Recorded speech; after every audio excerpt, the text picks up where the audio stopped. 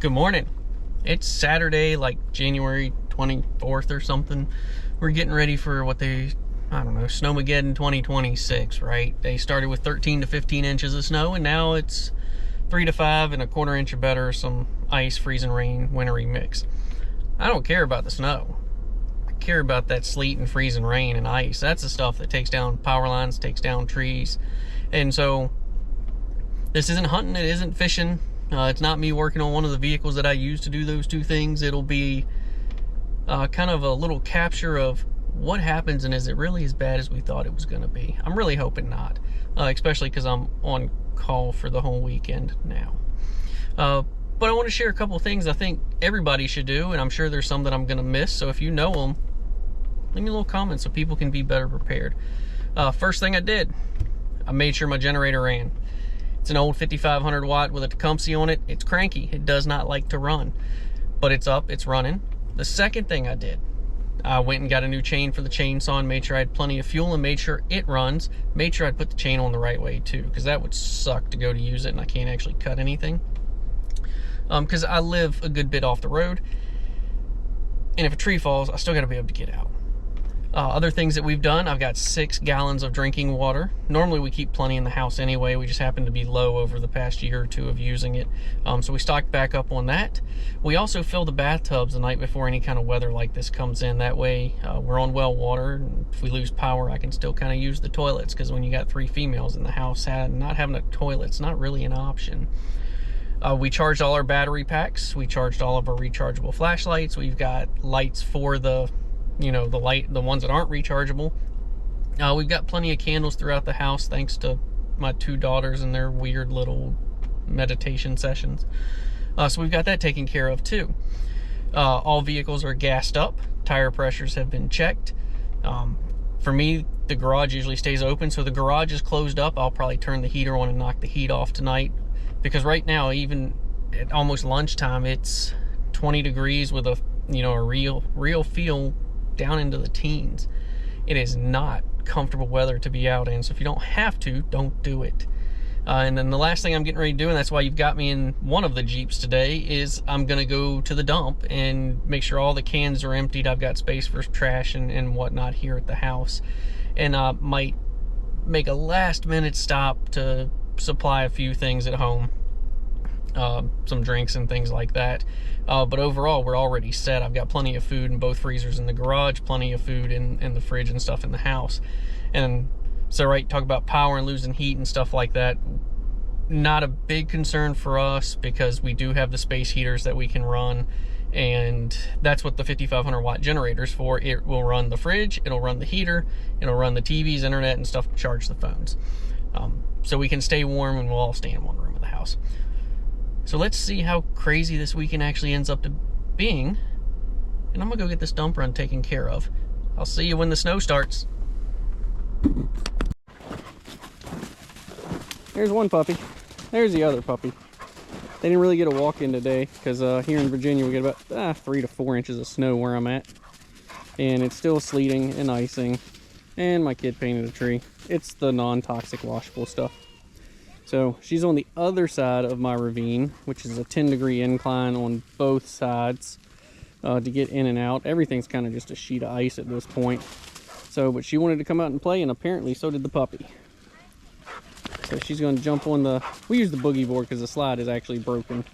There she goes. Here she comes. And watch the puppy. She's probably going to run into her. Let's see what happens. Yeah, I think this side works a little bit better, girl. So we're going to play for a little while outside and kind of see what happens. Here comes the super energetic 1.5-year-old chocolate. So, but as you can see, we got snow a little bit everywhere. Not a ton. And really, if you look up in the trees, the one thing I'm really happy about is the sleet and freezing rain wintry mix stuff hasn't really stuck to the trees. So I'm hoping that means it doesn't stick to the power lines either. Oh, and luckily, the old man's staying right here with me. Oh, I guess you had to pee, Lola. So, well, let's watch your sister slide some more. There she goes.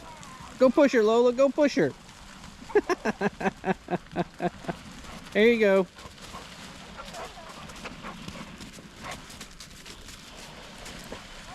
I think a sled probably would have worked a little bit better. But we're gonna play for a little while and we'll see what happens if the rest of this ice comes. All right, it's recording again. Can you keep your window down? Can I yell? I'm ready. I'll wait. Okay.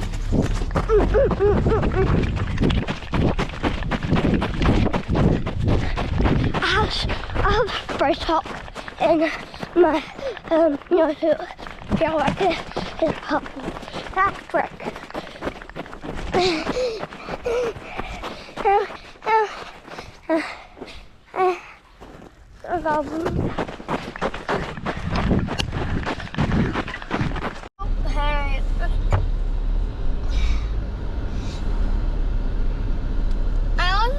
When I feel like I'm gonna hit my chin a little bit.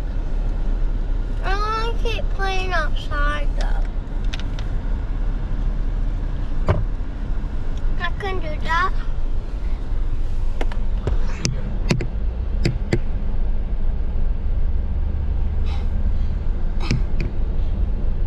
Why does it make that?